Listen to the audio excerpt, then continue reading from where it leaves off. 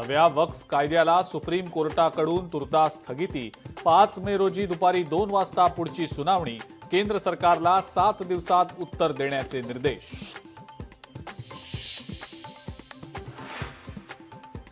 पश्चिम महाराष्ट्रात काँग्रेसला मोठा धक्का. माजी आमदार संग्राम थोपटे लवकरच भाजपमध्ये प्रवेश करण्याची शक्यता.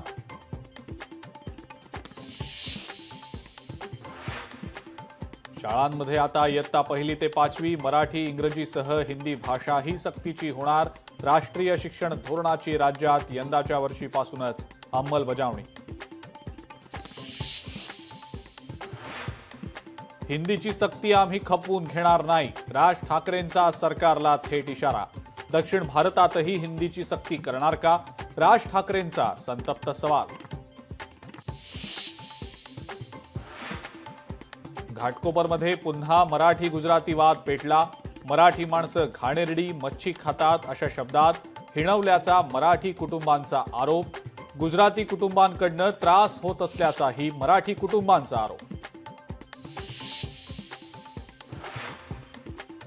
अहिल्यानगरमध्ये रोहित पवार आणि अजित पवार एकाच बॅनरवर. रोहित पवारांच्या नावाने अजित पवारांच्या स्वागताचे बॅनर. कर्जत जामखेडमध्ये झळकलेल्या बॅनरची जोरदार चर्चा. अल्पवयीन मुलींवरील अत्याचार प्रकरणांमध्ये वाढ. रायगडमध्ये 4 दिवसात 3 अल्पवयीन मुलींवर अत्याचार, तर कर्जतमध्ये स्कूल बसच्या क्लीनरकडनं 4 ते 5 वर्षांच्या मुलीसोबत गैरकृत्य. मेट्रो 7A मार्गिकेवरील महत्वाचा टप्पा पूर्णत्वाला. मुख्यमंत्री फडणवीसांच्या उपस्थितीत 1.7 किलोमीटर लांबीच्या बोगद्याचा ब्रेक थ्रू. पुढच्या वर्षापर्यंत 150 मेट्रो मार्गिकांचं काम पूर्ण करणार. मुख्यमंत्र्यांचं वक्तव्य. आणि सोन्याचा दर आता 1 लाखांच्या उंबरठ्यावर.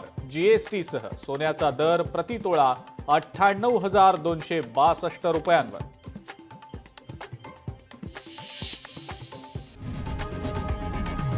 लोकशाही मराठी ऐका, पहा, जागरूक रहा.